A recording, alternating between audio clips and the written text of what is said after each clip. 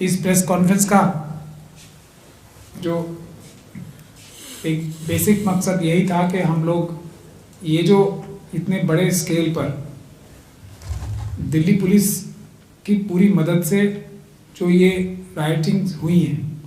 उसके पीछे larger conspiracy क्या है और उसकी असली जो नुकसान हुए हैं और असली कॉन्स्पिरेसी क्या है और उसमें कितने बड़े लेवल से साजिश, कितनी गहरी साजिश है ये और कितनी बड़ी कॉन्स्पिरेसी थी,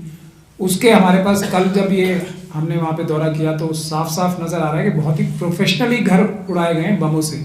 क्योंकि घर को पूरा गिराने के लिए भी एक टेक्निक होती है, वो बहुत ज़रूरी है कि अगर घर की जहाँ पे जो खंबे होते हैं, नींवें होती हैं, वहाँ पर ही अगर एक्सप्लोसिव लगाए जाते हैं तभी पूरा घर गिरता है। इसीलिए आपने देखा होगा कितनी एक्सपर्टीज से घर उड़ाए गए हैं सारे बम लगा के। ये बहुत महत्वपूर्ण बात है जिसकी इन्वेस्टिगेशन, जैसे मौलाना ने फरमाया अभी, सुप्रीम कोर्ट मॉनिटर्ड होनी चाहिए और NIA द्वारा होनी चाहिए या कोई भी स्पेशलाइज्ड इसकी टीम बने, लेकिन मॉनिटरिंग ज़रूरी है कि सुप्रीम कोर्ट के सिटिंग जज से या रिटायर्ड जज के और सुप्रीम कोर्ट की निगरानी में ही ये अगर इन्वेस्टिगेशन होगी तभी इसका कोई फ़ायदा निकलेगा। नहीं तो जैसा अब साफ नज़र आ रहा है कि दिल्ली पुलिस जो पूरी ताकत लगा के दंगा कराने पे जुटी हुई थी और दिल्ली पुलिस के सीनियर ऑफिसर्स कपिल मिश्रा साहब के साथ नज़र भी आए, DCP हैं वेद प्रकाश आर्या नाम, सूर्या नाम है उनका, DCP नॉर्थ ईस्ट, वो उनके साथ खड़े होके उनकी स्पीच ही करवा रहे थे। और उसके अलावा भी कपिल मिश्रा साहब जो ट्रकों में पत्थर भर के ले गए थे उनकी भी वीडियो है। लेकिन अब जो बाकी सबूत आ रहे हैं तो इसका मतलब पूरी प्लानिंग से, जो कि कई लंबी प्लानिंग काफ़ी दिनों से चल रही थी, उसके तहत दिल्ली पुलिस की मदद से ये सारे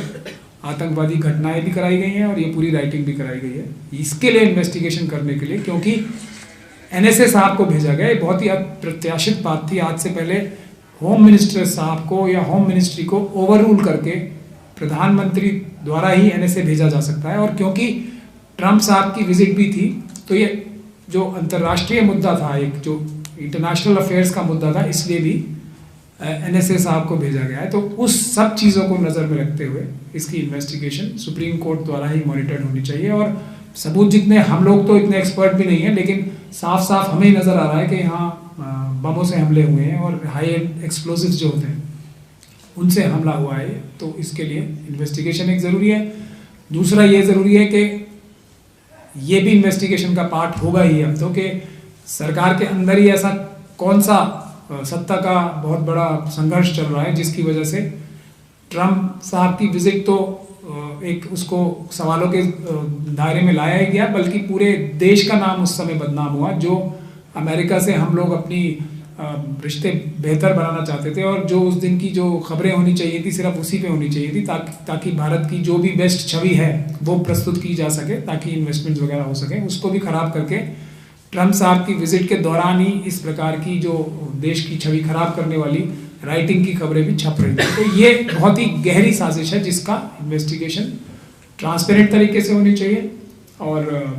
एकदम निष्पक्ष होनी चाहिए और हाईएस्ट लेवल से होनी चाहिए। और इसके लिए हम राष्ट्रपति जी से भी कहेंगे। हमने जो हाई कोर्ट में पिटीशन डाल रखी है उसमें हालांकि अनलॉफुल एक्टिविटीज़ प्रिवेंशन एक्ट का जिक्र है ही, जो हमारी 2 कंप्लेंट्स हैं उसमें से एक में, जो अभी आज भी हियरिंग पे आई थी और अब 12 तारीख को आएगी। मगर ये सबूत हमारे पास कल ही आए, तो ये भी सबूत हम हाई कोर्ट में भी लगाएंगे। लेकिन बुनियादी बात यह है कि हम इस पर राष्ट्रपति जी से भी, प्रधानमंत्री जी से भी गुजारिश करेंगे कि ये, क्योंकि सिर्फ CA NRC का मुद्दा ही नहीं लग रहा है, अब ये देश के खिलाफ साजिश लग रही है कि, और वो सरकार के अंदर ही एक धड़े द्वारा कराई जाने वाली लग रही है। तो इसके लिए निष्पक्ष जांच होना बहुत ज़रूरी है, पूरे देश के लिए बहुत ज़रूरी है।